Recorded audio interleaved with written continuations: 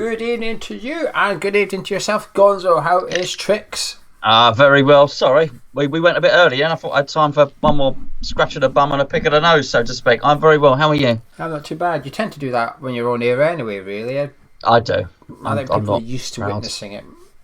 Yeah, but it's like the newsreader that wears no trousers. Of course, you would never know, So what goes on under the microphone stays under the microphone, if you know what I mean. Yeah, most of the time anyway. Sometimes it doesn't. Right, before we get into the news, we're going to have to...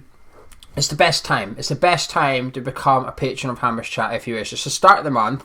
There's a reason we don't promote it for the last 2 weeks of the month, and that's because it's not bad value. It's just the worst time to become a patron because you get charged and then you get charged a couple of weeks later. So the start of the month is always the best time. And so it's the 3rd of March now, so it is the best time. The link is in the description below. We've actually been pretty good at this, to be fair. We've done player ratings for every video.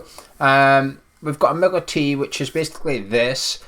For patrons only. We're doing that at the end of this week or next week. It depends on the news and our schedule. We'll have to check our diaries and see what we can come up with. So if you want to sponsor the channel, I guess you kind of do. Well, so I guess it is sort of sponsoring the channel. Yeah, you want to sponsor the channel from $3.50 a month. The link is in the description. Please check out. Thank you for the people that support us so far. Really, really appreciate it. But anyway, are you looking forward to this cup of tea? It's been a while, Gonzo. It's been a while. Well, I enjoy doing a cup of tea. I enjoy drinking a cup of tea. I enjoy my favourite show, of course, the cup of tea. But I don't know what you got lined up. You can be sneaky and tricksy sometimes, so I don't know what you've got. What you're going to hit me with? Something.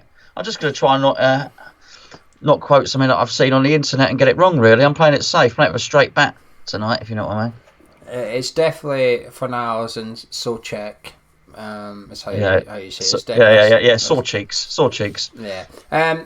There's not loads of news, but so what we've done first, and this is what I'm going to do between now and the end of the season, every time we have a cup of tea, we're going to jump on the predictor game. Gonzo done a video on it on the forum channel about 3 weeks ago, so it's already out of date. Basically, it's out of date every week, isn't it? Because 10 results have happened. So every time we do a cup of tea, we're going to do our little predictions just to see where we are, see what our feeling is, see who we think is going down. So you've done it. I've done it. Is it still good news as far as you're concerned, as far as West Ham's concerned? Yes, I think we've gained 2 more points. That was the ones on Saturday. Absolutely. Yeah, I don't know. Did I have that? Maybe I did have that as a draw. I'm not sure. We seem to have gained 2 more points. And I sort of send it off to you without really looking at it too much myself, if you know what I mean. And I seem to have dragged some other people down to the relegation zone. And what is key from my league is that there's a massive gap. I think it's between Crystal Palace? Between to my hand, no. Yeah, between Sheffield United and Crystal Palace. Absolutely huge. It's 10 points. I think Sheffield United got 53 points. Crystal Palace got 43. I've had West Ham finish him. Where is it? On 38 points. And I've got ahead of Watford on 36. Oh, sorry. No. Watford. We're ahead of Watford on goal difference. I don't know how I worked that one out. I was trying to be quite stingy as well. I just losing to Tottenham and all that sort of stuff. So I wasn't going on the old heartstrings thinking we'll go to 6 Point Lane or whatever we want to call it now and just get a win. But I've got Aston Villa, Bournemouth and Norwich going down. But for some reason in my predictor, I've dragged Brighton and Newcastle right down into it, Geo. Right down into it. The funny thing is, when I did mine, I had Brighton going down, but then I went back and had a look at my results, and I don't think I predicted them for a win between now and the end of the season. I thought, okay, that's just wrong. So I adjusted one of Brighton's. I cheated. I adjusted them and gave them an extra 2 points so they would stay up. But it meant Bournemouth fell into that bottom 3 alongside Norwich and Newcastle United. You don't actually have Newcastle to go down. You've got them to just stay up. But I had them to go down. So what I've done, actually, I went and I thought, don't really think Newcastle's in it. Then I had a look at the league and I thought, actually, hang on. If West Ham matched Newcastle's results and then beat them at St James's Park, we're only 2 points behind them. That means we're 1 game away from overtaking them potentially. I thought, okay, maybe they are it. So I had a look at Newcastle's fixtures and blimey, they've got to play Villa, Watford, Bournemouth, us, Man City, Liverpool. I thought they are playing either really good teams or teams below them that are scrapping. They don't really have any. They don't really play Everton or Crystal Palace or that. They don't have any I think they play Southampton this weekend, and that's about as easy to get. They don't really have on-the-beach teams to play between now and the end of the season. They've not scored in 4 league games, Newcastle. And there's this palaver at the minute with St. Maximin about how he didn't play him on Saturday, and Steve Bruce claimed he was injured. But other sources at Newcastle are saying that he was perfectly fine to play. Steve Bruce just he came off the bench. Yeah, but apparently Bruce was saying that he wasn't fully fit and he didn't start him. But he is starting tonight in the FA Cup. So I went and had a little look. 7-1 for Newcastle to go down on Bet365. So I had a little flitter on it. So I am now rooting for Newcastle to be relegated. Well, I got a bit systematic with mine, and I decided to try and extrapolate the final fixtures. So whereas the first time I did it, I did all the game weeks from now until the end of the season, then pressed calculate. Once I got to 3 games to go, I pressed calculated. Then I tried to work out who was safe and who wasn't. Hence what you just said on the beach teams. So I think it was, I might have had it wrong, but I think, for instance, I even did it with Wolves and Arsenal, I think, who were sort of due to play each other quite near the end. And I sort of had a look back and thought, okay, who are these guys playing? And so I have tried to do it a little bit like that and take into account who's safe. So I've got Burnley sort of being safe a game or 2 before the end, for instance, So I think things like that, come into the equation. But then things that I don't think Sheffield United will drop off even once they'll get to a point where they can't qualify for Europe, and obviously they won't be relegated. But I think Chris Wilder's such a sort of mean and intense geezer. I don't think he'll allow them to get the old beach towels out and all the rest of it. I think they keep going at maximum intensity all the way to the end. 7th's going to get Europa League now because of the Man City Champions League thing. 5th gets Champions League because Man City won the League Cup. That now means there's an extra Europa League spot in the league, which is now down to 7th. So 7th Europa League, and if someone wins the FA Cup that's already in Europe, it means 8th get Europa League as well. So we're in with a chance, my friend. We're in with a chance. You never know, hey. But relegation watch. We'll move on to the news in a second. But relegation watch, Geo and Gonzo both say we are staying up as it stands. Anyway, on to the news. Like I said, there's not loads, so we're going to be relying on the live chat for some questions. I've got some questions on Twitter and YouTube as well. But some talk today that we're going to be looking to get rid of Jack Wilshere in the summer. $100,000 a week wages, obviously. Makes sense, really, doesn't it, if we can knock him out the door, regardless of what league we're in. Knock him out the door. Yeah, he's poor fella. He needs to knock him out the door because he's probably not fit enough to walk out of it. I feel for Jack. I really do. It is just not worked out. I think almost, we all can be biased towards players. Either way, you can decide you don't like a player and you're a bit harsher on him. You decide you like a player and you're a bit kinder to him. I mean, if I was going to be biased and kind towards any player, it was going to be Jack Wilshere. I just love the way he plays football. I love that sort of player. He's left-footed, low centre of gravity, passes and moves. I love that. Makes triangles and all that sort of thing. I wanted him, for a while, didn't I? I always used to say if we could get someone like Jack Wilshere in, I'd be really happy about it. So I wanted it to work out desperately. Family of West Ham fans. He was a West Ham fan as a boy. What's not to like? And it just hasn't worked because he was injured. And of course, it's not even something that you can say in hindsight he was injured because there'll be a whole host of people when he eventually does go. There'll be a load of people in the comments underneath when he does go saying, "Look, I told you it was a bad sign and he was going to be injured." And of course, they'd be right. They prove right, and within the rights to pop up and say, "He told you so." I always hoped that wasn't going to be the case, and what can you do if he's broken? If he's broken, Geo, he's broken. I've just been watching a boxing thing at the moment. Just when I'm getting ready to do this, I was cooking for dinner. I had a boxing podcast on, and had David Hay on there. It was another boxer I really liked. Got to the end of his career, he was just broken. Jack Wilshere's broken. Much as we'd like him to do well, what can you say? It's bad news, really. Shame. I don't think it was a mistake signing him. Because I think in the time we were so desperate and devoid of creativity or technique or that in the middle of the pitch. I actually think the mistake was getting him a 3-year deal. I think taking him and giving him a chance and seeing if it worked. I don't think that's the error. I think you can be forgiven for that, considering he had a couple of good seasons under his belt by this point. We sort of hoped that he was over the worst of it. So I'm not too fussed about the signing of Jack. It's the signing of a 3-year contract. That's the issue as far as I'm concerned. What you just said there is interesting. And you know how you said there's anyone you're sort of leaning towards or you want to do well? Because I was thinking there's a certain player in the first 11 I think I'm becoming... I must be too lenient on, because do you know when you go on social media and you see a lot of people criticising a particular player and you think, was he that bad? And then it happens again and you think it's the same player and you start to think, am I watching... Well, I'm obviously watching something differently, because the majority seem to think he's playing crap, whereas I think he's doing all right. And there's a particular player, Aaron Creswell. All right. Why? Who are you thinking of? No, I don't know. I was just interested to find out who it was. Yeah, because the last few games, I think he's been playing all right. I think he's been doing fine. I don't think he's been 9 or 10 out of 10 or that, but I think he's been doing 6s and 7s. I think he's been playing fine. But then did you watch the player ratings video? And I read out your numbers. I barely recovered from Saturday. They were knackered. Okay. Why? I did the Patreon player ratings video. I said you were being very generous. With who? Everyone. I thought so. Yeah, but anyway. I was in a good mood. All right, leave me alone. I thought you were in a good mood.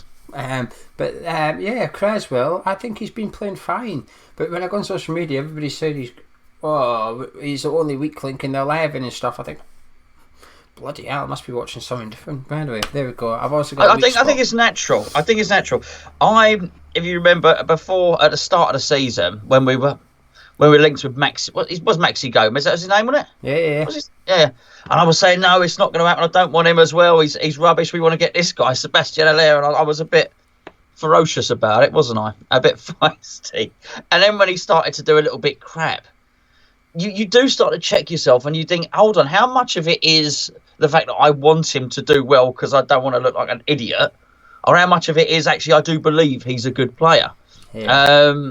There are certain elements of that. I think it's natural to not like certain players and to like certain players and to give them a little bit more leeway. I think we've all got that. We've all got that about us in both ways. I told you about the Tompkins. I might have said it. I told you about Tompkins, haven't I, before? And a geezer that I used to sit next to. And then every single time that he went to a game to expect James Tompkins to do something badly, and he just go, "Oh, Tompkins." I wonder if he watches. Anyway, who knows?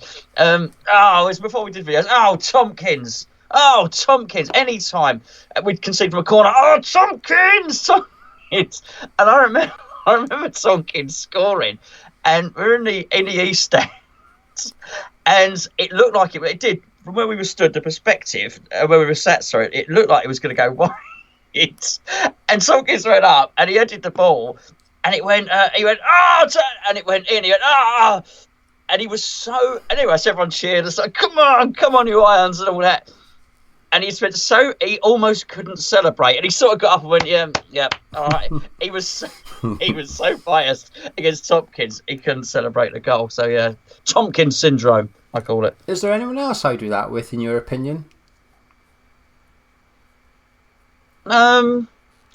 No, I think you're pretty good. I mean, particularly bearing in mind you've got a picture of Mark Noble behind you. Yeah. I think when he plays crap, I think you call it out. I'm now starting to check myself because I've criticised Mark Noble for 5 or 6 games running, and now I sort of think to myself, hold on, have I got an agenda there? So now I start thinking, should I mark him up a little? No, you've just got to go with what you think, and you'll either be proven right or wrong, and sometimes you're not proved right or wrong. Sometimes you're right for a couple of months and then you're wrong for a couple of months, and then someone comes into form, dips out of form. I think your big one was your Chiesa, of course. Oi. What? I couldn't stand him. Yeah, I know, but that came across. You asked if there's anyone. I think maybe you were you had a bit of a bee in your bonnet about Chiesa, but yeah, and I'm still adamant today he's not a good midfielder. I think he's a top class centre back. He's just in the wrong bloody position. Can't pass, doesn't want the ball. I think my one's Frederick's technique at the moment. Frederick's first touch. I've got something about Frederick's first touch. It's called confirmation bias, isn't it? You see what you're looking for. So I'm waiting for Fredericks to miscontrol the ball. I think he's the one you're too critical of sometimes. Not critical of, but I think he's the one that you're overcritical. I don't know what the word is, because you're not overcritical. You may be, like you said, confirmation bias perhaps. And the one that I think you give too much credit to sometimes is Felipe Anderson. Yeah, I'm sure I do. I think you're too lenient on Felipe, if you ask me. I'm sure. Yeah, I'd accept that. I'm too harsh on Fredericks, and I go a bit too easy on Felipe Anderson. Mate, he should send me a bloody shirt. I'm so nice to the fella. Do you know what I mean? Yeah, got some wall space there. That's a good point. Someone in the live chat, Thunder and Joy, just said mine is Lanzini. Get rid of him. To be fair, me and you are too lenient on Lanzini. Both of us are in that camp. That's a video on its own, really. Are we too nice? People in the comments can let us know if you're thinking, he's shouting at the screen right now about which one of us is too nice or too harsh on a particular player. In the comments, I know someone's going to say Antonio or Masuaku. Too lenient on Sebastian Aller, perhaps. But wait and see. It'll be interesting. Especially the old school Hammers chatters that know for the last 2 or 3 years what we've been thinking of. But the subscribers know us best because they watch our stuff, so they're going to pick up on any little trends that we've got. Yeah, that's true. Ollie Watkins has been scouted. It's not really new news, that really. That's a thing from before, but it's in the news again tonight that we've been watching Ollie Watkins and we're prepared to make a move in the summer. The funny thing is, do you know how, a bit like Jack Wilshere, I think this is a good move regardless of what league we're in. If we're in the Championship, we're going to go buy one of the best strikers in the league, and if we stay up, we're getting a young guy that could possibly step up in the Premier League. So I think regardless of what league we're in, Ollie Watkins should be a target. Brilliant. Who is he? Who's he played for? The Brentford striker. Oh, You know fine he's been scouted. You know fine who's been scouted. You're right. Actually, yes, I do. Yeah. You're right. It wasn't our one scout. No, that's right. Yes, indeed. Actually, I do know that. I'll thank you for reminding me. Yes, indeed. Although I don't know if he scored on the game or two that we scouted him in. Our scout's got his work cut out at the moment. But yeah, this is exactly what we should be doing, mate. Having a look around, and it's not just players from the Championship. Don't buy them from the Championship for the Championship's sake. But if they're good, if they're talented, and they're hungry. I mentioned whatever one of the videos we did about how refreshing it was to hear Jared Bowen's comments. He's all bright-eyed and bushy-tailed. He's like a kid that's gone to Lapland or whatever. He can't believe it. He's looking around and everything is has a wonder about it. And he's motivated. He's excited and he's pleased to go into training. He's pleased to play with these players who are, well, we hope, are better than the ones that he was playing alongside at Hull. And I like that because that's an attitude. George Graham, when he was manager of Arsenal, said never buy a player on the way down because he thinks he's doing you a favour. So, the example would be Wolves.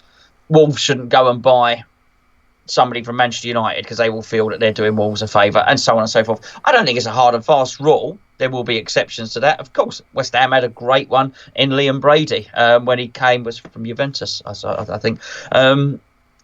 It's not always the case, but I do think there's something in that. Buy someone on their way up and someone that is going to be motivated. So, yeah, absolutely, nothing wrong with that at all.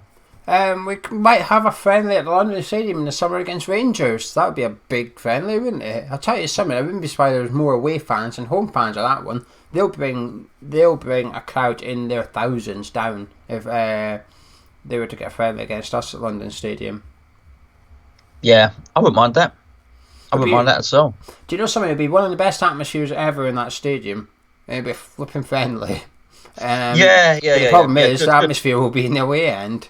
Of course it will, and they'll get more tickets. But I mean, they sort of deserve it, really, don't they? I just think I know that they were naughty, and it's clearly know far more about the SPL than I do. But it was it was definitely to the detriment of the league.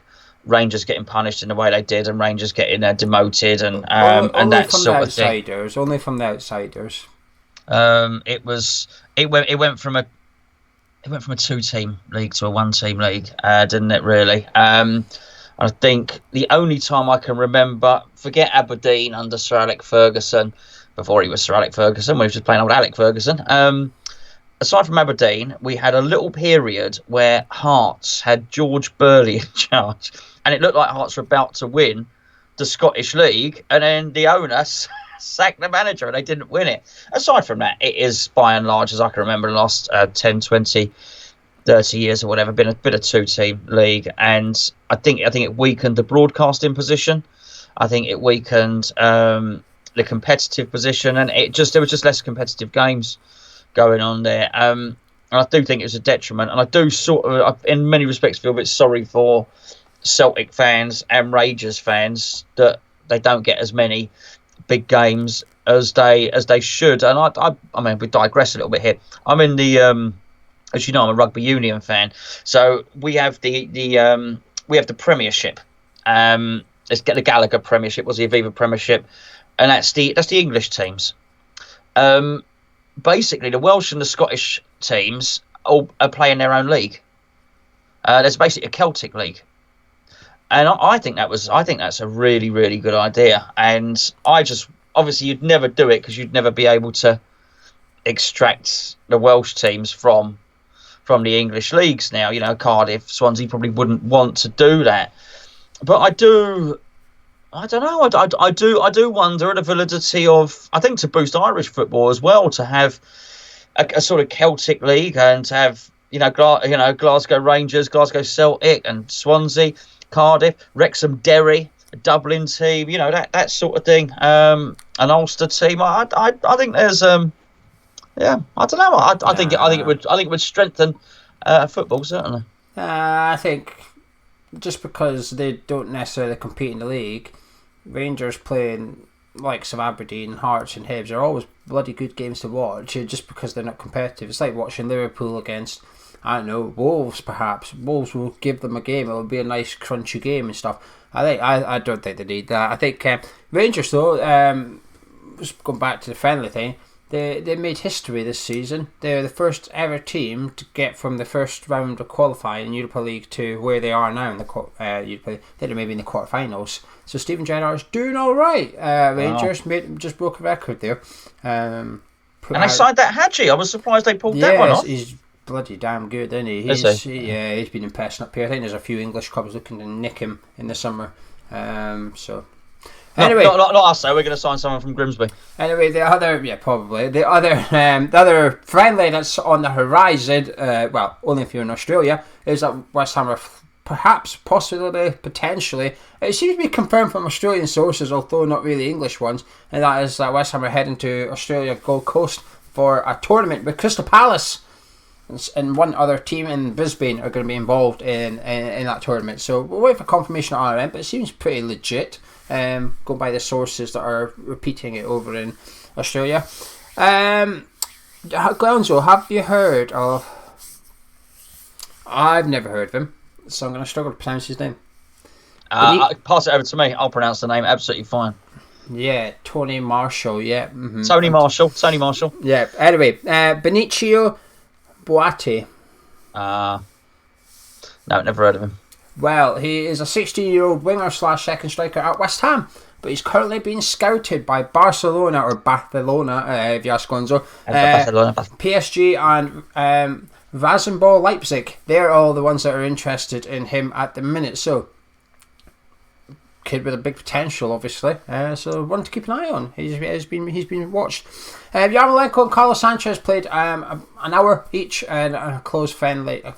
A friendly against Spurs behind closed doors last week as well, as they make their way back to fitness. Then Carlos Sanchez played again last night for the under-23s as they won 4-0. And of course the big news from the weekend was the big march. Are you surprised by the numbers, Gonzo? 8,000, shall we say? I think that's a reasonable figure to go by, given there's a lot of contradicting numbers. But I think 8,000 is quite a... I don't know. I don't know if surprised is the right. I think I was expecting there to be 6. So if 6 turns of 8 can that be classed as surprising? No, I thought it'd be a really good turnout. I think the one thing that surprised me was the app, the Met Office app on the day did not look good. It looked like it was gonna rain cats and dogs at 1 o'clock. Just I put in Newham and it just had it all really raining. So you do wonder how many people are not going to turn up. But fair play, everybody turned up and they were rewarded with good weather. The weather was really, really good, really kind. Loads of people, really well organised as well. Particularly well marshalled. I've got well organised. Notified by the police. The route was planned well. It was organised well. With the in collaboration with the council, it was just all done properly, legally. They've got a legal team, Hammers United as well. But I was just really impressed with the marshals. Hammers United put their own marshals there, and they were directing people, instructing people. Very helpful, very nice. Lots of children and ladies and gentlemen, of course. Yeah. I mean, you have to say it was a success. It's just how well does it get reported, and how prominently does it get reported? But I think I was pleased to see Match of the Day not dismiss it. They mentioned it and they had it when we were on there. So good, rightly so. I'm surprised by the numbers. I thought there'd be a couple of thousand, to be honest, just with the weather. I didn't feel like it had the momentum on social media for whatever reason. I've seen plenty of people posting about it, but it didn't seem to have much oomph about it. And then with the weather and stuff as well. But then Saturday morning I started changing my mind in the pub, because we tend to go there every week early morning, but come 10 o'clock we were sitting there looking around thinking it's never this busy this time. It's never this busy at this time. So that was a hint of what was to come, if you like. But when I saw how many people was there and stuff, fantastic, well behaved. And it didn't continue into the ground, but the atmosphere continued into the ground. And that's the funny thing is, the club are stuck now a little bit, because you've got like some Mark Noble and Ngakia praising the atmosphere, saying how it was one of the best of the season and stuff, and you think, well, is it a coincidence? I'm not so sure you can say that, to be honest with you. So it's a bit of a struggle for the club to try and dismiss this march completely. So we'll wait and see what happens, and what gets planned next, and what happens next. Anyway, is there anything else you would like to discuss before we move on to the questions? Not that I can think of, mate. Not that I can think of. Crack on. Let's have some questions. Right, if anyone's in the live chat, you've got a question, stick it in. What I'm going to do is I'm going to load up Twitter now. However, if someone puts a question from the live chat, we will take that question next, and we'll just go flicking between the two rather than doing one platform then the next platform, because I always miss them. I always struggle to keep up. So, Twitter questions. Here we go. I don't have anything planned. I'm just going off the cuff, so if I stumble, I apologise. Tim Woolley, Newmarket on hammerchat.com says, will Moyes now revert to type this weekend? Hello, Tim. I guess type would be 3 at the back and defending deep. Quite possibly. No, I don't think so. You don't think he will? I would love to think we got this new swashbuckling Moyes. It sort of made me laugh when Moyes like to speak about the Red Bull model. So I've looked at the Red Bull model. I like the Red Bull model, and I think he just sort of thought it's just about buying young players. And I thought, well, actually, you've got to play the style of football as well if you're going to do that and be a little bit swashbuckling as well. I'd like to think we've got a new swashbuckling Moyes who's going to play that formation and that personnel where possible. Obviously, there will be injuries.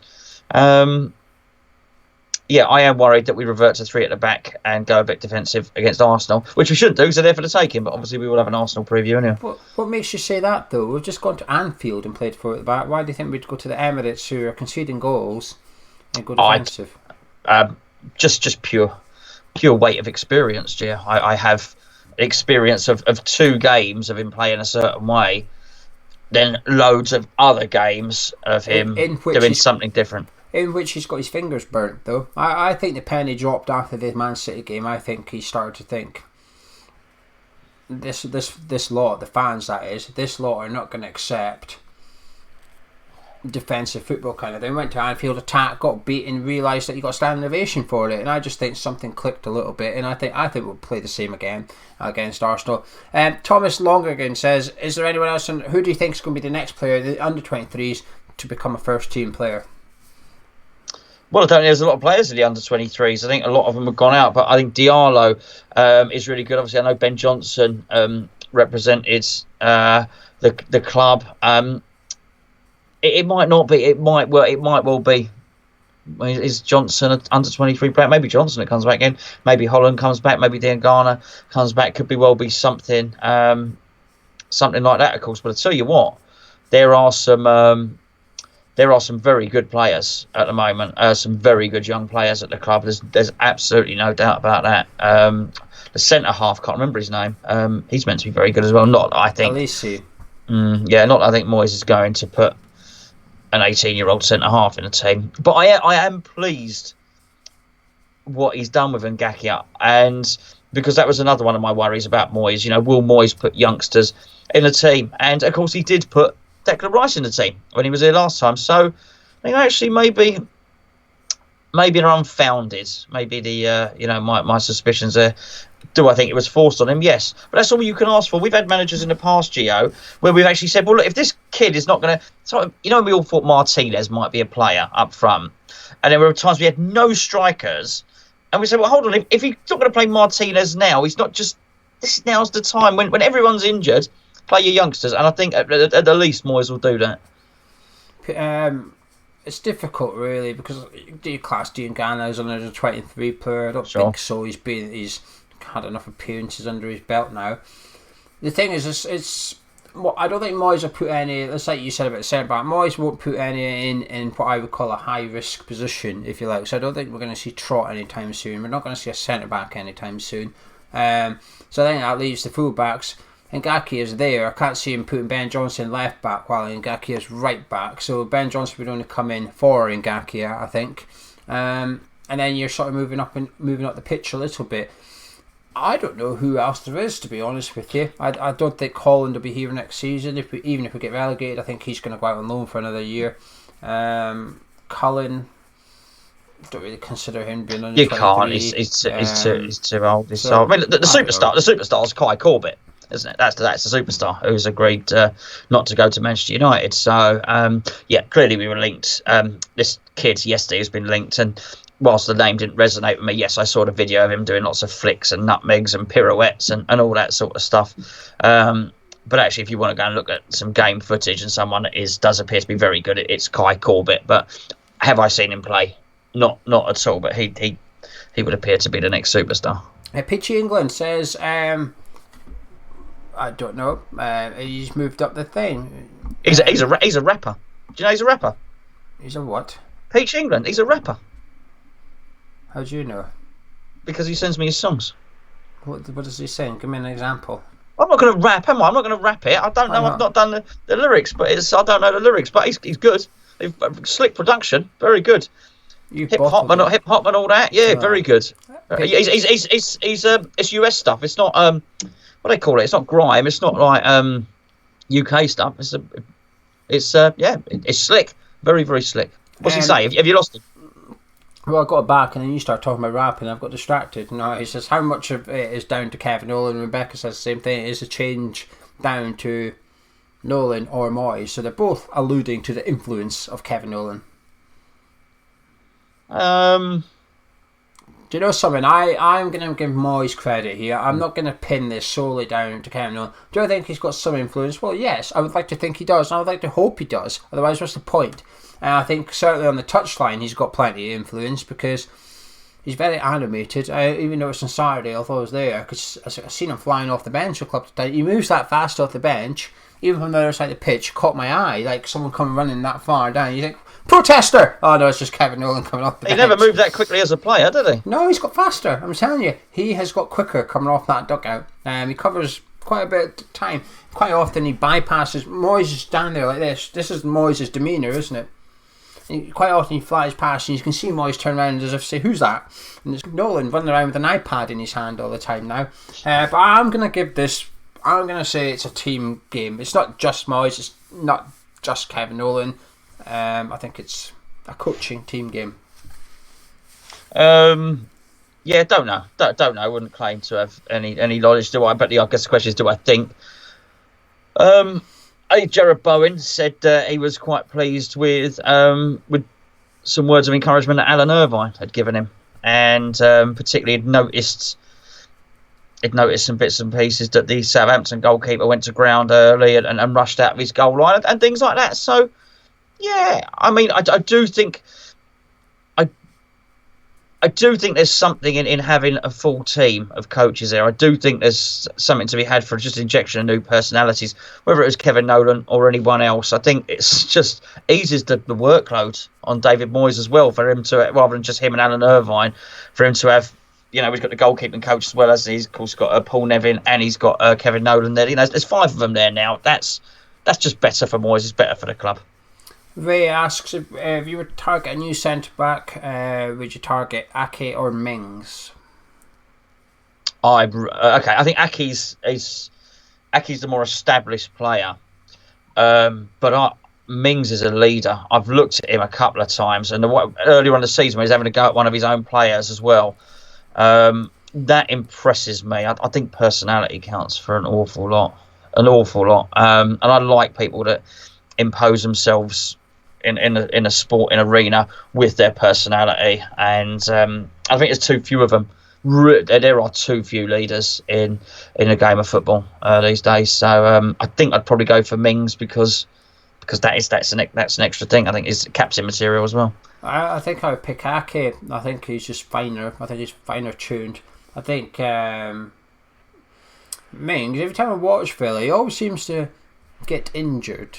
And I know he's got a bad injury record and stuff, but he's a bit like Antonio. He goes down at least once again, he requires a physio, and it would just worry me too much just to fork out 40-50 million on a centre-back, and you have to watch him through your fingers every time he goes in for a tackle. But I'll tell you something, he's just a monster. Whenever I watch Villa play, I've seen him sprint across the pitch, block a shot, and I think, how on earth has he got there?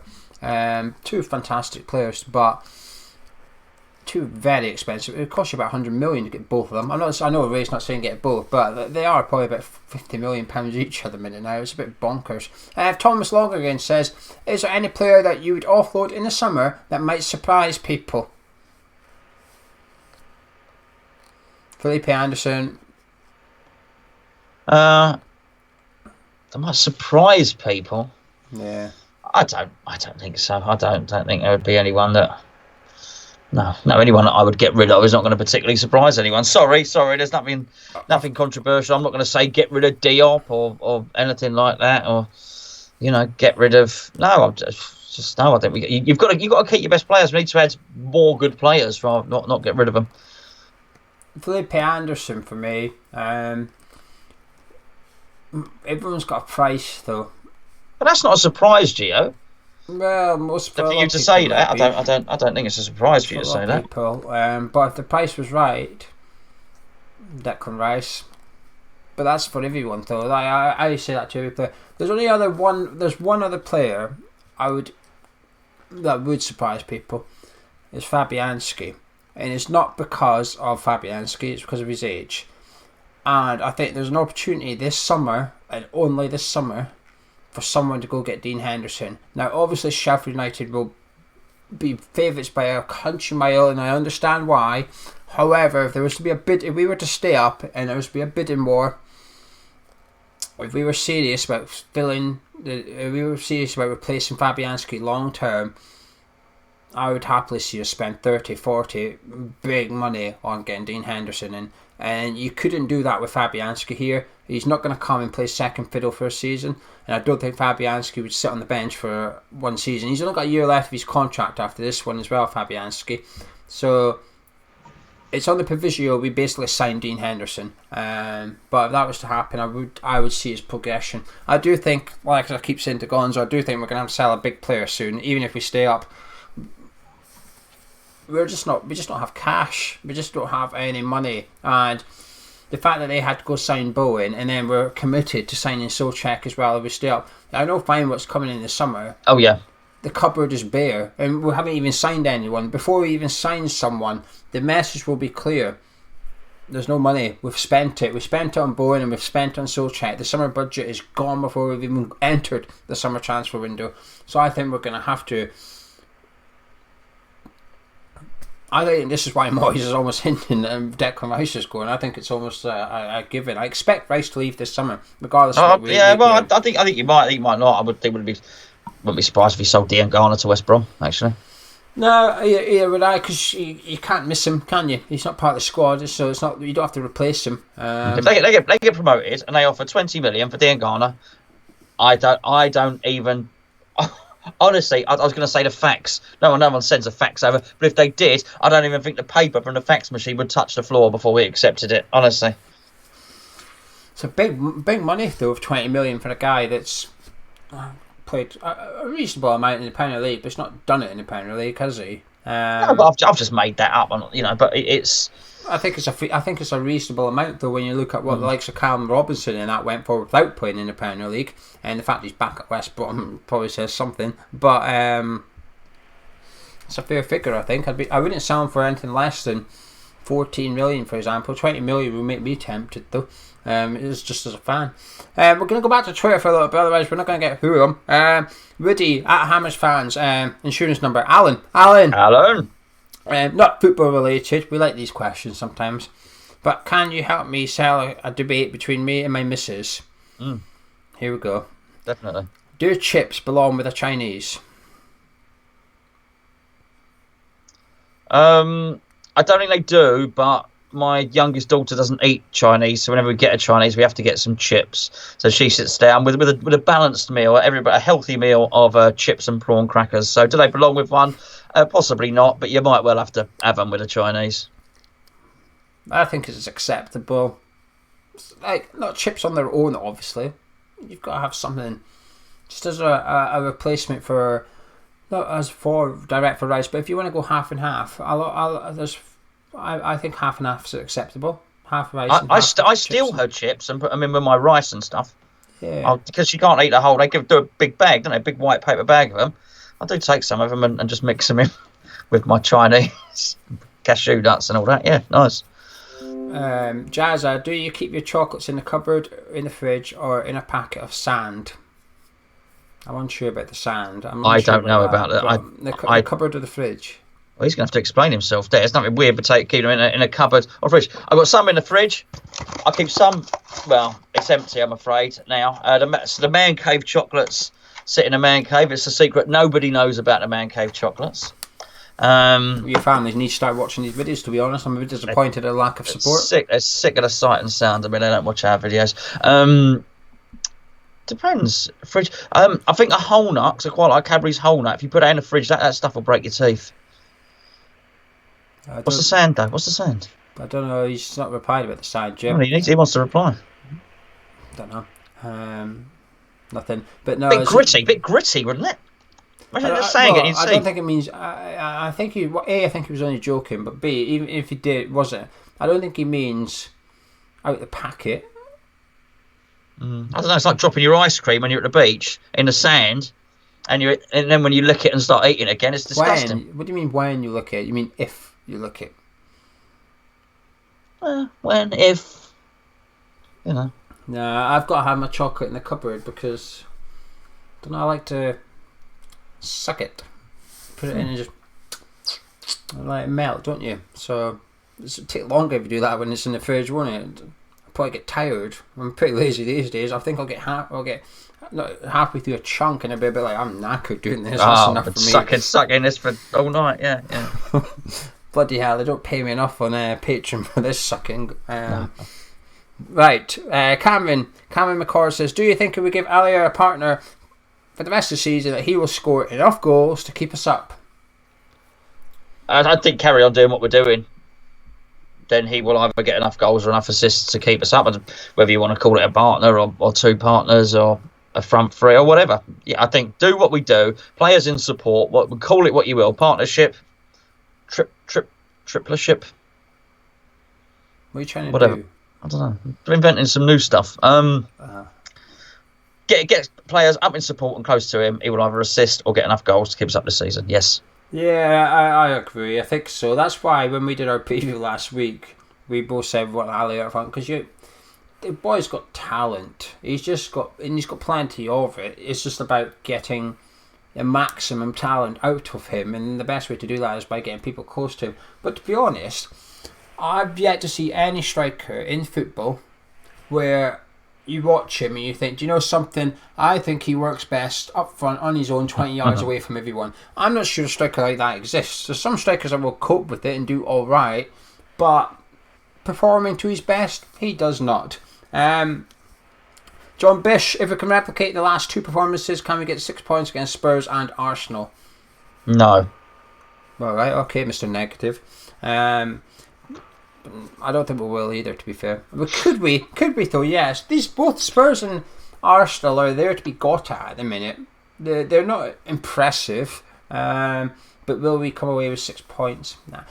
What's your target, by the way? I put this out on Twitter because I was genuinely intrigued. Spurs, Arsenal away, Wolves at home, Spurs away. What's an acceptable amount of points out of those 3 games? I think, even in my predictor, I think I maybe only had 1 point from those 3 games. I'm not saying that's acceptable, but we started off this show talking about the predictor league. That's what I've got something to tell you. You won't know this.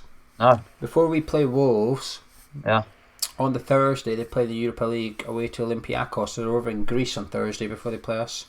And that's the first leg of the next round. Yeah. Because in the second leg they were through and they rested a lot of their players, didn't they? Yeah. In the last round. Yeah. Yeah. I mean, it depends how. Because I think in my predictor league I might have even had Wolves top 4.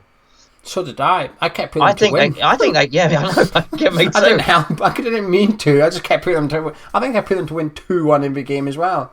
It's just ridiculous, isn't it? Yeah, I know you do. I actually went back and marked. You said you went back and marked someone up. I went back and marked Wolves down, and they still got top 4. Because I thought actually it's ridiculous. Wolves are just winning everything at the moment. They are a highly impressive team. I think my point being, whilst they still have a shot of top 4, are they going to really go for the Europa League? Not that it particularly matters. I just think they're that good. What a slick, excellent club and a really good football team they are. Absolutely magnificent, Wolverhampton Wanderers. Well bloody done to them, quite frankly. I think they might win the Europa League. You said on the phone to me the other day, actually, didn't you? I think. Well, every time I watch them, they've just got the wow factor. They're comfortable in the league. I think by the time. I think they'll beat Olympiacos. I watched them against Arsenal, and while they beat them in that, and they were half impressive. I didn't watch them and think, well, I didn't know the draw at this point. When Wolves got drawn against Olympiacos, my immediate thought was they'll win. They'll beat Olympiacos. I don't think they'll be as comfortable as to beat. Who did they play? Braga? It was someone in Portugal. No, it was someone in Spain, weren't it? They were playing in Barcelona. Who plays in Barcelona? It's not Barcelona. Numancia? Espanyol. Espanyol, you're right, yes. So it was Espanyol that they played, and they thumped them. So in the second leg, it was just a formality. But I think they'll be all right. Jota's playing well. Traore, again, we all know about him. But older, I was going to say Jimenez, but we'll go with Jimenez. Jimenez is particularly potent up front as well, isn't he? So good centre backs as well. Well, they're just brilliant. They're just brilliant. Mark Harrison, 23, Mark says, if coronavirus becomes a pandemic, forcing games to be played behind closed doors the next few weeks, do you think that will positively or negatively impact us? I don't know. Topical. I don't know, but I do think that the last game we're getting for a little while is the Arsenal game. Are you predicting they're going to start? I think so. France have already made a rule that no crowds at more than 5,000, and I think we'll follow suit. It's very easy to think you're insulated from this stuff, but it is a virus, it is a contagion, it will spread, and they've got to do what they can to stop it because it's serious. And what Bill Shankly said, football's more important than life and death. No, it's not. Particularly not when it's affecting people with respiratory diseases, particularly anybody. I was looking at the chart last night actually, and whilst the overview is, it looks like it have a 1% fatality rate. Actually, the the percentage of people that are over 65 that have respiratory illness is a massive percentage. I mean, you're highly likely to die if you get, and you just can't take those risks. So they need to do what they can to stop it spreading. I think Arsenal will be the last game. Will it? Who knows? You just don't know how teams are going to react to playing in an empty stadium. But we've already seen it. I think Maku we've yet to see anyone particularly famous definitely have it yet. But Maku Vunipola for the England rugby team, England got a game. Got a match this weekend. He's quarantined himself because he's worried that he might have it, and for those that you don't follow rugby union, that's a big first team player for England. So it's coming. It's coming. Say interesting, it's not a nice thing, but it's going to be reasonably interesting to see how they deal with it in the Premier League. What do you do? Because if you were to have a situation that you just spoke about, if you had a team, let's just say Villa, for example, had Grealish and McGinn self-isolated for the last 2 weeks of the Premier League, I mean, immediately they're going to say, hang on, we need to postpone our games, please. You can't really do that, can you? No, but they would have good cause. The thing is, everybody's going to feel a little bit hard done by. If it happens, the truth of the matter is, and here's the real truth: the people that are hard done by are the people that die from it.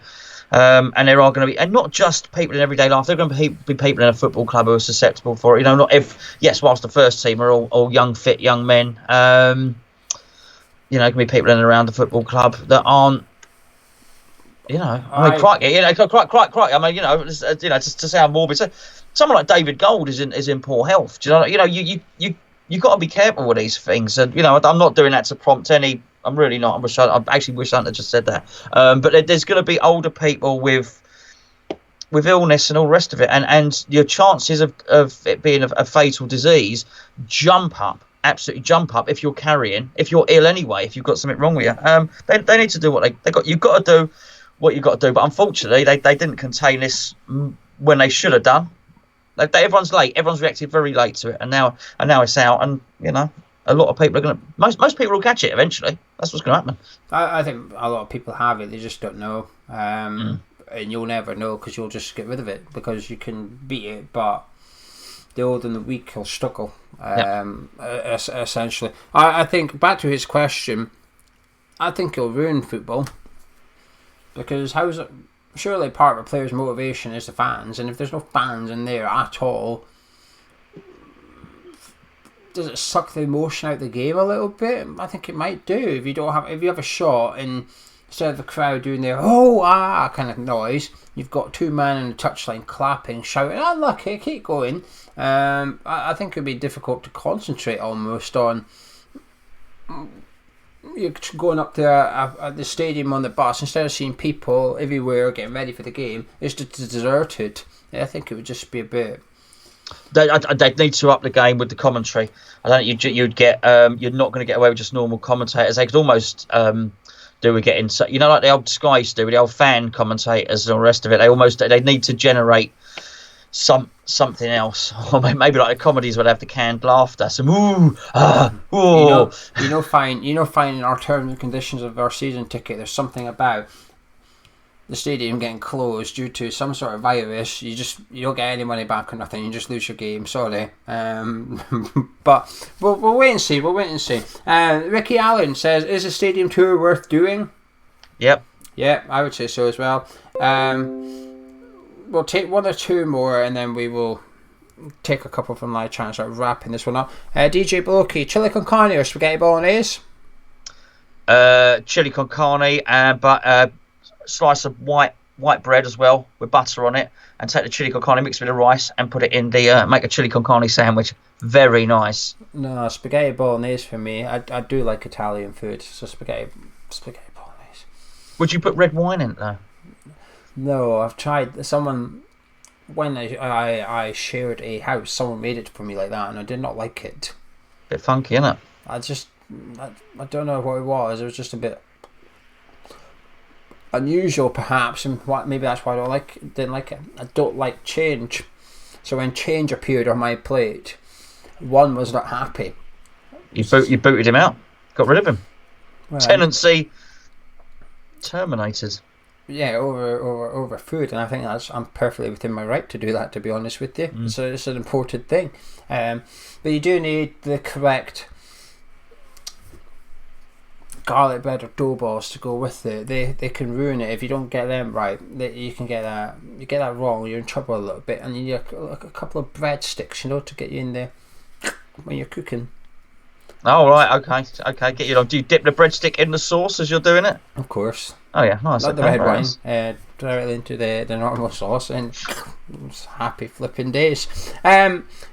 Count Von Count. That's a good Twitter name. Says, this is not my fake account, I promise you. Is James Ward-Prowse ideal replacement for Mark Noble?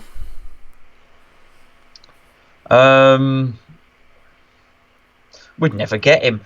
We just never get him. It's Southampton's model of how they sell players, and they sell them high for big money. I believe ridiculously, we can't afford to buy players from Southampton. It really is as simple as that. Yeah, is he an ideal replacement? I think he is, but like Gonzo said, he's going to cost an obscene amount of money. What do you think he'd cost? 50? I was just about to say £45 million. So if you're saying that we can't, we're not far wrong, are we? I think it would be about that. Last one from Twitter, Alex Hegarty. Is the relegation battle more exciting than the top teams watching Liverpool run away with the league? Well, you have to say it's more exciting. Yeah, of course it's more exciting, because it's not competitive, is it, at the top? But I've got to say, I know it's not popular. I know it's popular to hate Liverpool. It would have been bad for football for Man City to win the league for 3 years running. Ideally, if we're not in it, I'd like a different team to win it every year, the Premier League. I like that. I think that's good for sport. I think what goes on in France, and how many years have Bayern Munich won the Bundesliga for? I'm not sure. Fucking 10? Coronavirus. Yeah, I know. Mars, excuse me. I don't know, 10, maybe more. And yeah, I just don't think that's good for football. So whilst it's not exciting, if another team come back and beat Liverpool next season, then it's probably good for the league. But it's not exciting. They're 20 odd points ahead. Yeah, I agree. It's exciting for people watching the Premier League, I guess. It's not so exciting when you're in it, is it? It's a bit like nervous, but. Saying that, on Saturday when we were there was someone behind us sort of keeping an eye on the scores, and he told us that Bournemouth were leading, and you did against Chelsea. You did think, fuck. And then he told us it was a draw. And you thought, okay, happy days. Then he told us Bournemouth were leading again, and you did genuinely think, fuck. And you were thinking, Norwich has won last night, Bournemouth's winning now. You're thinking, we're not really pulling away despite winning against Southampton at the minute. Then at the end he told us it was 2-2. You thought, get in. You genuinely think, come on, seeing other teams lose. And I felt last weekend, before we played Liverpool on the Monday, I watched Liverpool, Villa lose. I watched Watford lose, Bournemouth lose. I was watching the games and thinking, come on, this is what we need now. And I'm going to be like that between now and the end of the season until we are mathematically safe. I'm going to keep an eye on all the other results, and I'm generally going to be urging them to lose. I'm going to be supporting other teams. So it is a little bit exciting, I guess, because I remember that Kirbishley season. Remember that Kirbishley season when we finished 10th and we did not move from 10th all season. We might have went up to 9th, down to 11th, but we pretty much just stayed 10th. It was boring. There was just nothing to look forward to at all. The football wasn't really much to look forward to. No. You weren't in any danger. You weren't going anywhere. It was just such a void season, dull. So you can't really. Do you know Kirbishley's a funny one. Because I thought his football was really dull. I thought his team's really dull. And I used to watch him on the interviews. I thought his interviews were dull. He didn't look like he wanted to be there. I met Kirbishley. Funny guy. Quite charismatic. I thought, where's this fella come from? 10th. There you go. Come from 10th. Right, some questions on YouTube from earlier. Some of them are similar to what we've had, so I'll squiz through those ones. It's pretty much the same questions, really. Owen Willis says, if we stay up, where should we strengthen? Someone earlier asked the same question, actually. Do we still want a right back in the summer? Because we've also been big advocates of a right back, and Ngaki has come through a little bit now, so it's a case of, have we got a right back?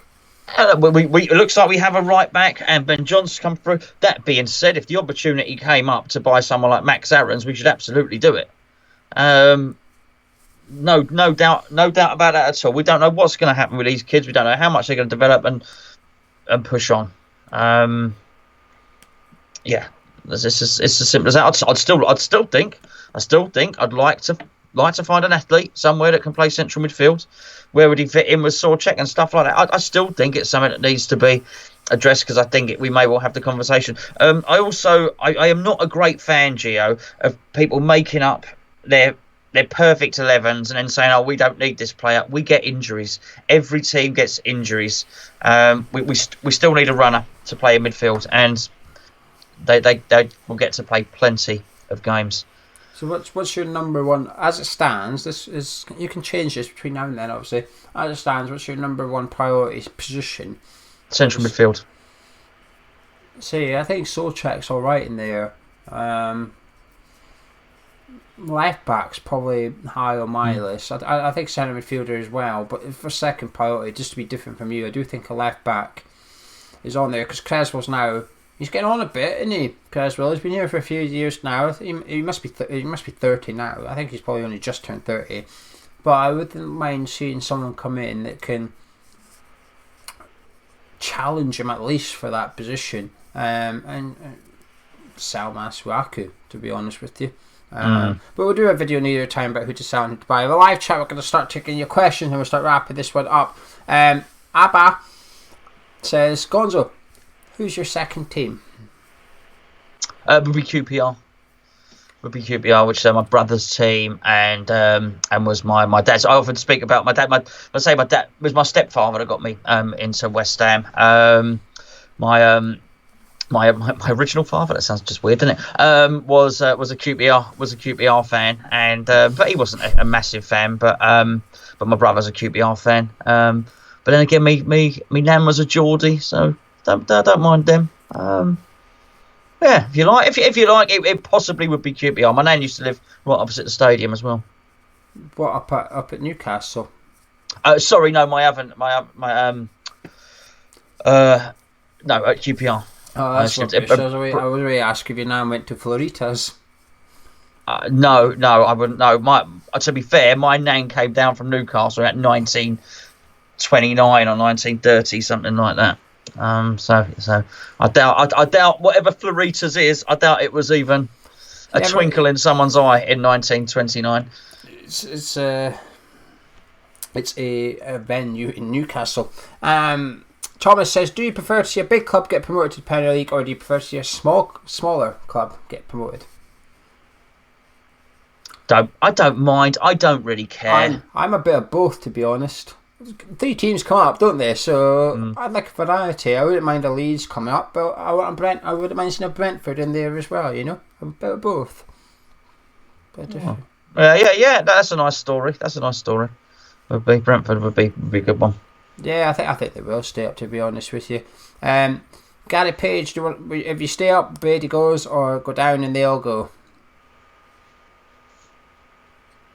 I do think the most important thing is staying up. I just think if we go down, we ain't coming back. I'm a great believer in that. So, what you have to put your dislike or your disdain at how the clubs run to one side in many respects. I still think our best chance is of the owners selling up is by staying up. I think we have to stay up. I don't think they do go if we go down, by the way. I don't think anyone's coming in and buying us. We don't even own our own stadium. Just don't think it happens. So, yeah, for the first one, Gary, hello, mate, by the way. I agree. I think it's just... I can't see why, if we go down... The thing is, this board aren't going to value us any cheaper if we go down, because we see us as a championship club. In our board's head, I think they'll still see us as a Premier League side. We're just temporarily in the lower division kind of thing. I don't think our buyer's going to get a discount, for example. Well, we need to know the price. I mean, here's the thing, and Mike Ashley's made it quite clear. He might have done it under the radar. He's made it quite clear what his price is for Newcastle.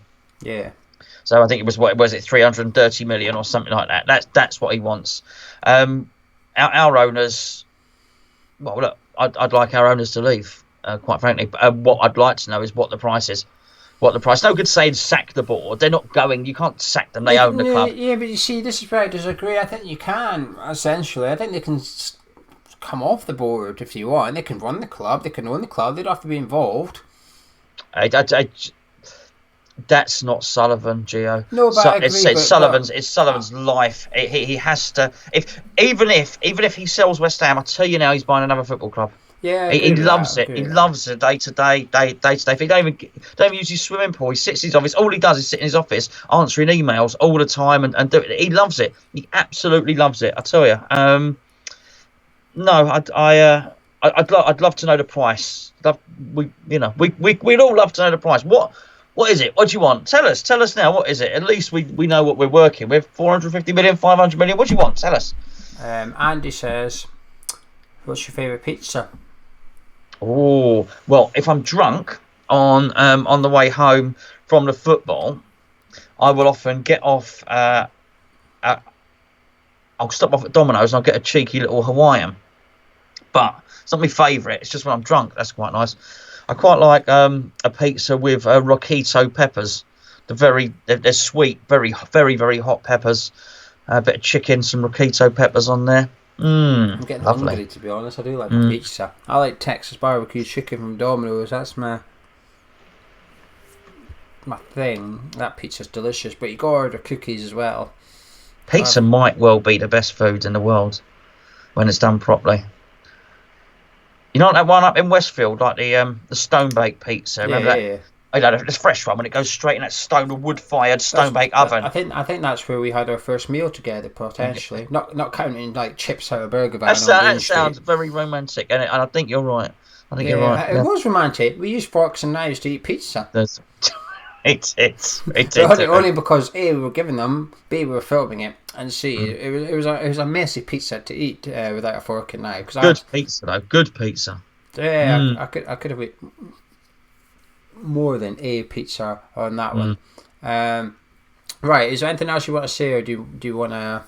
I don't know. I'm all right for another 5-10 minutes if you want. I don't mind.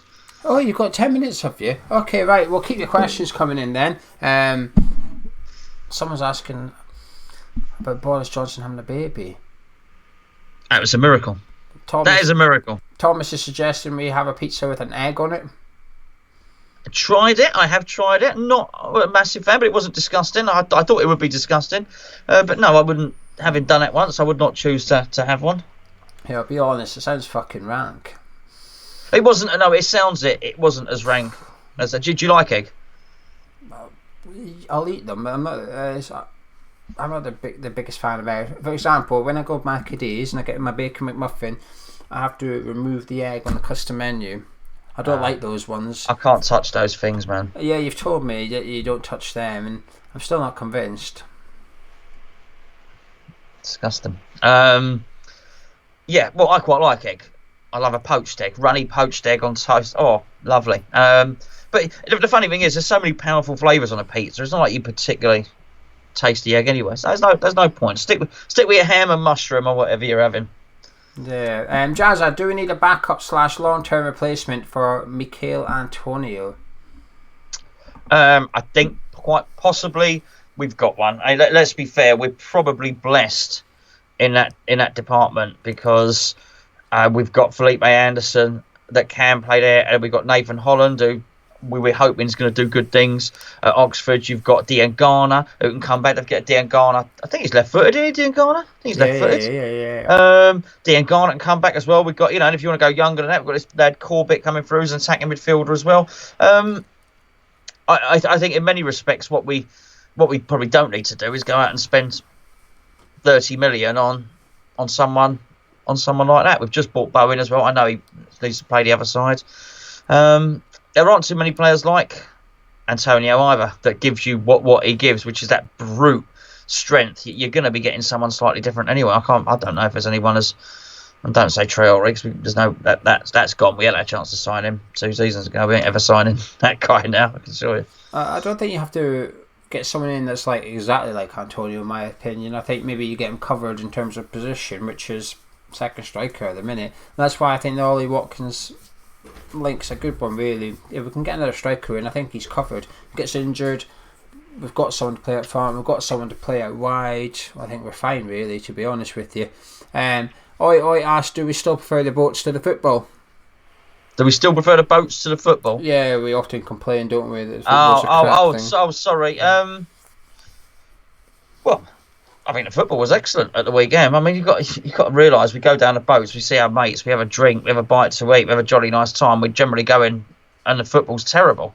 Then you come out and you see your mates and you have a nice time. So we'll see. We'll just have to wait and see. I mean, we could certainly do with going out sometime and the football being better than the boats. That's for sure. It's been a bit lopsided since we moved to that stadium. That's for sure. Yeah, the football was enjoyable on Saturday in the ground anyway. I really enjoyed myself at the football. Come on, you Irons 51. If football was played on paper, would England be the best team in the world? No, I think France would. On paper, France could fill out a lot of sheets of paper. They got so many good players. But England are as healthy as they've been for years. That being said, we look quite light in terms of striking now. You know, Kane and Rashford injured. Pardon? Ings? Yeah, well, he's not world class, is he? He's a good Premier League player. Don't know about that. I beg to differ. Yeah, you're right. He was stunning it. I'll tell you what. When he came off the bench at the weekend, he turned that game right around. Do you know something? He cost me a 66-1. I done it like first thing in the morning, so I didn't know the lineups because I thought, signal's pretty difficult to get in that part. So when the lineups come out, I struggled to be able to get a bet on because time's out and stuff. So anyway, I had to do it in the morning. So did West Ham to win, Ings to score, Creswell to get booked, and Southampton to 5 or more corners. Southampton had about 9 corners. Creswell obviously got booked. We obviously were winning 3-1, and Ings come on, and they had a free kick in the last minute. And part of me was thinking, if he scores, I win nearly 400 quid here. But he did it. So Ings let me down. Someone said I deserve it for backing Ings so much. I don't know. I can't stand when people say, I can't believe you bet against West. Oh, whatever. We get it on here whenever. Like, sorry? I bet on us to win. Yeah, no, it's not that, but it's like you've got to be blinkered. So sometimes we'll do the predictions, and sometimes someone will say, I cannot believe. You know, we play Manchester City, and you know, I'll say something like, "Oh, Manchester City 4, West Ham 0," and so I can't believe you predicted West Ham to lose, and some people will say, I never predict West Ham to lose. I always predict West Ham will win. Well, you're mostly wrong then, aren't you? You know, it's you just got to be realistic. If you think Danny Ings is going to score, Danny Ings is going to score. But as I say, he didn't because he's not good enough, Geo. Because he's not international class. It's because he didn't start. That's why I thought we would concede. And I thought we were going to concede. Who's going to score? Danny Ings. But he didn't start. Hassan Huttle shafted me at the weekend, quite frankly. Not literally. As a headline, Hassan Huttle shafted me. That's all you need. Not maybe what you need, but literally he did not. In terms of my betting, yeah, he did. Prick. Everyday grafter. Thoughts on protests in the Bundesliga? Did you see this? Protests in the Bundesliga? Did you see this? I don't know. How did you not see this? Hoffenheim were playing Bayern Munich, and now to put a bit of context in here, the Munich were 6-0 up, right? But the Munich fans took out banners. I don't know what it said. I'm sure it was about the director of Bayern Munich as well. And I think it might have called him a bitch or something, right? And I think twice during the game, I think the referee had taken the players off the pitch, kind of thing, to say, right, hang on, until that banner's away, we're not playing, kind of thing. Really? Yeah. But for the last 10 minutes of the game, because the banner come back out, Hoffenheim and Munich players started passing ball about between each other. So a Hoffenheim player would pass to a Bayern Munich player, and he would pass it back to a Hoffenheim player, and vice versa. And they just did it for 10 minutes till the game was finished. That was the players did like their own little protest against the fans protesting in the crowd. And then the following day on Sunday, Mainz were playing someone. I can't remember who Mainz were playing. The referee took them all off the pitch again because there was another banner about someone. I think it was director of the FA or something over in the Bundesliga. I'm not 100% sure on the politics of it all, so you'd have to check it out. If you don't know what I'm talking about, Google it and have a little read up yourself. I need to have a read up about it. But yeah, 10 minutes they were just knocking around. Bonkers. precious, pampered prima donnas. They want to get a reality check. They want to sort themselves out. They remember who's put them in that position.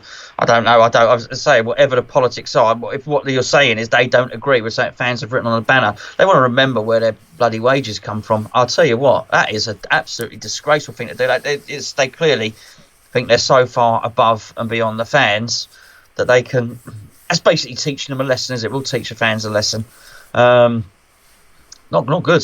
good at all. Yeah, it's a funny old thing, isn't it? Always making a point there. Would have happened if it was 0-0. That's kind of my point. That's why I added the context. The game was already finished in terms of the score lines. And then Miss Buttonfreak said it was directed at the owner of Hoffenheim. I knew it was one of the owners or whatnot, but strange. I don't really know why. Well, the players are then saying, basically players by saying that, are saying, okay, we're going to make this boring, we're going to make this processional, we're not going to give you value for your ticket. We are basically going to devalue the money you've spent to come into this stadium. I've got to say, if that was, I would be very much be looking, if I was a fan, to say, right, okay, well we can play that game too. Yeah, pompous, pampered idiots, basically. Anyway, we shall leave that there. Arsenal up next. We've got quite a few videos coming up on this channel and the forum channel over the next few days, so keep one's eyes peeled. The mugs, just want to say thank you. Mugs are sold out. Gone. Sold out. We're going to try to get more. We will get more. You just got to wait, because we've got another couple of designs coming as well. We've just got to sort out the quantities of what each one to get, because we don't have loads of money, do we? So it's gone back in the kitty, isn't it? It's gone back in the pot. Yeah, the mug money's gone back in the pot. Basically, any money that we made off these mugs is going in to buy more mugs and more designs, which we're then going to try and sell then, and blah blah blah blah blah. Polo shirts, if you've already emailed or messaged about a polo shirt, you have a reply. Please have a little look. If you haven't had a reply, it means I've missed it. To be perfectly honest with you, I fucked up. Can you please message us again at hammerschat@gmail.com. If you want a polo shirt and you haven't already messaged us, do it quick. The cut-off is Thursday night, because then we are then putting the order in with the suppliers, getting them all made up and stuff, and we're only ordering what gets ordered before Thursday at 5 p.m. So email us ASAP, please. Patron, as I said at the start, if you could become a patron, we would appreciate it massively. The link is in the description. Thanks to all who have joined us so far. And shall we leave it there, Mr. Gonzo? I think so. We've had a good old run, haven't we? Yeah, we've had a good chinwag for I only had one cup of tea. Well, yeah, so have I. I think I need to get a kettle on my desk, actually. Do you know, so halfway through a cup of tea, I can just boil up. But that'll be noisy. That'll be noisy. I'd sometimes bring a flask down to the man cave, so I have 2 cups of tea. Do you know what I'm going to maybe do then? For the next cup of tea, maybe we should create a video to put in the cup of tea. So when I'm bubbling away, they can watch a video. Absolutely. Yeah. So it's almost like an ad break, but it won't be an ad. It'll be a random video. We'll just have to do a quiz or something for 2 minutes, and then we'll just pop it in. So in that 2 minutes, we can go top up our tea. Or we do an ad for something really obscure that we're not really selling anyway. Like what? Shake and vac, washing up liquid. Anti-coronavirus stuff. No. Can you imagine? Because there might actually be some people who think, right, yeah, I need some of this, I need some of that. I need some of those anti-coronavirus Easter eggs. £199. Delivery is £100, and it's not guaranteed to work. Absolutely. Yeah, anything. It might taste like a mint Tic Tac. I promise you, it's not mint Tic Tac. Honestly, we have not. Yeah, the triple dildos. We could do an advert for that. Interesting. Is that what you use when you have your parties? Me? Yeah. No, not that one. This one's more for me, Geo. Why? What's the difference? About 4 inches, which makes all the difference apparently. So I'm sold. So they say. Anyway, we shall leave it there. Let's go. Good night, Gonzo. Good night.